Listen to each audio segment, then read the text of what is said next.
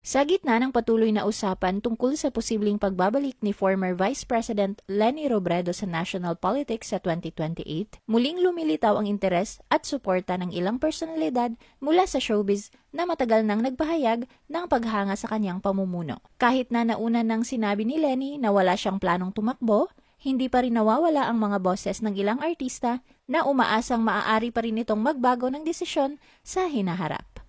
The Philippine Showbiz List presents mga artistang sumusuporta kay Leni Robredo kung tatakbo siya sa 2028. Nadine Lustre. Sa isang ambush interview sa House of Representatives, sinabi ni Nadine na para sa kanya, minsan ang pinakamahusay na mga pangulo ay yung hindi talaga gustong tumakbo o maghangad ng posisyon. Ipinahayag niya ito habang nasa batasang pambansa siya kasama ang kanyang partner na si Christophe Barrio at si Representative Laila de Lima kung saan nag-file sila ng mga panukalang may kinalaman sa environmental protection at animal welfare. Nang matanong tungkol kay Leni, sinabi ni Nadine na hindi ito questionable pa dahil tiyak na susuportahan niya ito sakaling magdesisyon tumakbo muli sa 2028 presidential elections.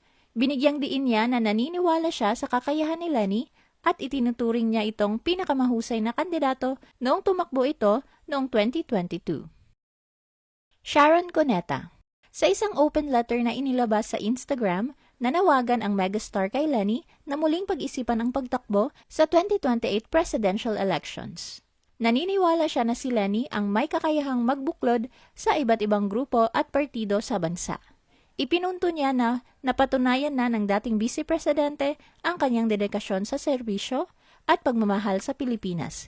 Kaya sana ay mabigyan pa ito ng pagkakataon na makapagsilbi sa mas mataas na posisyon.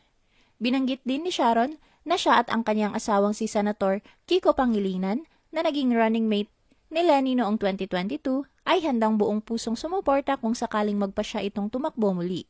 Ayon pa kay Sharon, maraming tao ang patuloy na umaasa at nagdarasal na magbago ang desisyon ni Leni. Kabilang na ang dati at bagong taga-suporta nito. Malinaw na lumalawak pa ang suporta kay Leni sa paglipas ng panahon. At handa lamang silang maghintay kung sakaling magpa siya itong muling sumabak sa national politics. Ogie Diaz. Hayaga naman ang pagpapakita ng suporta ni Ogie kay Leni. Ngayon pa lang ay minamanifest na niya pati na rin ng iba pang kakampings ang ipinaglalaban nilang Leni 2028 at Leni Kiko tandem.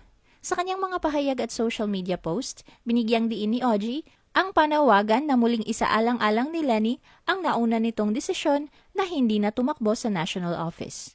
Gumamit pa siya ng linyang may temang Gobyernong Tapat ni Leni 2028 at Angat Buhay Lahat bilang pagpapakita ng kanyang suporta.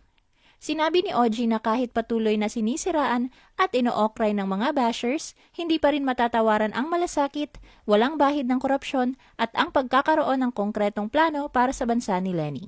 Binigyang diin din niya na patuloy ang pagtaas ng suporta kay Leni, base sa mga usapan at survey na kanyang binabanggit sa kanyang post at commentary. Idinagdag pa ni Ogie na marami na raw Pilipino ang gising at mulat sa kasalukuyang sitwasyon ng bansa at hindi na raw sila muling magbubulag-bulagan. Sa huli, muli niyang binanggit si Leni at pabirong hinimok na sana ay pag-isipan itong tumakbo sa 2028 gamit ang ekspresyong Beke naman bilang dagdag na lambing sa kanyang panawagan ng suporta. Kaugnay nito noong April 23, nag-post si Ogie sa kanyang Instagram stories ng short video kung saan makikitang kumakaway si Leni sa kamera. Kasabay ng video, naglagay siya ng caption na may pagbati sa kaarawan nito at may pabirong hirit na sana raw ay i-treat sila ng magandang pamahalaan sa 2028. Rica Peralejo. Naging usap-usapan sa social media at entertainment news si Rica matapos maiugnay ang kanyang mga pahayag sa diskusyon tungkol sa posibleng pagtakbo ni Leni sa 2028 presidential elections. Nag-ugat ang usapin matapos mag-post si Rica sa Threads kung saan sinabi niya na labis siyang natuwa sa balitang hindi tatakbo si Leni sa mas mataas na posisyon. Sinabi ni Rica na para sa kanya ay hindi raw deserve ng bansa si Leni at hindi rin raw paniniwalaan ng publiko kung sakaling tumakbo ito muli. Kaya mas mabuti na lamang na manatili siya sa tahimik na buhay habang patuloy pa ring nakakatulong sa iba at nakatutok sa kanyang pamilya bilang isang asawa at ina. Dagdag pa niya, mahalaga para sa kanya na matanggap ng mga tao ang magiging resulta ng pagpili nila ng mga leader at mapayapang pamumuhay kasama ang kanyang mga anak, habang patuloy pa rin sa pagtulong sa abot ng kanyang makakaya. Dahil sa kanyang post, nahati ang reaksyon ng publiko. May mga sumang-ayon sa kanyang pananaw, ngunit mayroon ding bumatikos, lalo na mula sa mga taga-suporta ni Leni na hindi nagustuhan ang paraan ng pagkakasabi ng kanyang opinyon. Bilang tugon, naglabas si Rica ng paglilinaw sa Facebook kung saan sinabi niyang hindi niya intensyong maliitin si Leni.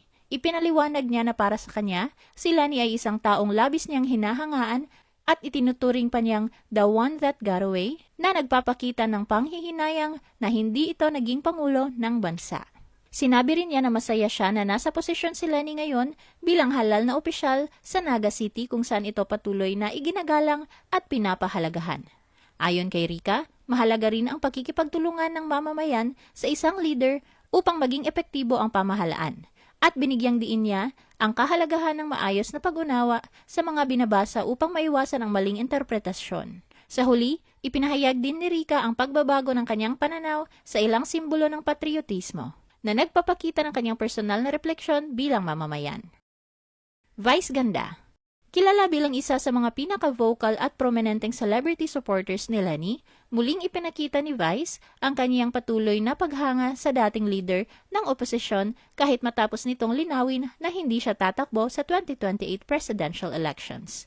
Sa isang panayam, sinabi ni Vice na nananatili siyang rooting para kay Leni at naniniwala siyang may mga pagkakataon na magbabago ang desisyon ng mga leader dahil sa panawagan at kagustuhan ng mga tao na kanilang pinaglilingkuran. Para sa kanya, ang pagtakbo sa pagkapangulo ay hindi lamang personal na desisyon, kundi isang responsibilidad na nakabatay sa pangangailangan ng bansa. Ipinaliwanag din niya na may mga pagkakataon na ang mga taong una nang ayaw tumakbo ay napipilitang magbago ng isip dahil sa mas malawak na tungkulin at mas malaking kapakanan ng publiko. Kaya hindi raw maiiwasan ang posibilidad ng pagbabago ng desisyon sa hinaharap. Sa mas personal na pagpapakita ng suporta, bumisita pa si Vice sa Naga kung saan lalo pa niyang ipinakita ang paghikayat kay Leni na muling pag-isipan ang pagtakbo sa 2028. Sa kanilang naging interaksyon sa entablado, makikitang pabirong nakiusap si Vice kay Leni at sinabi niyang mahal ito ng publiko at hindi dapat ma-pressure sa desisyon tungkol sa susunod na halalan. Pinaalalahanan din niya na sa kasalukuyan, nakatuon muna si Leni sa kanyang tungkulin bilang alkalde ng Naga at karapat-dapat lamang daw itong magpahinga at magampanan ang kanyang mandato.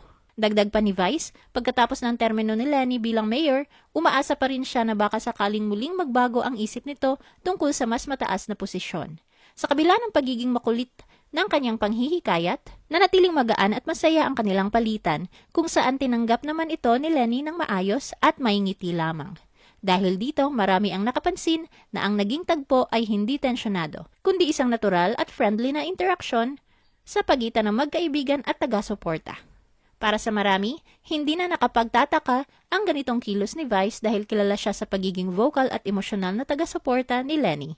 Gayunpaman, malinaw na ang naging usapan ay mas umikot sa biro, respeto at personal na paghanga kaysa sa anumang formal na pangungumbinsi sa politika. Ano ang masasabi mo sa video na ito? Mag-like o mag-react at huwag mahiyang mag-comment. For our YouTube viewers, huwag kalimutan mag-subscribe at i-hit ang notification button. At para sa aming Facebook viewers, mag-like at follow sa aming Facebook page para updated ka sa mga showbiz chika. Thanks for watching!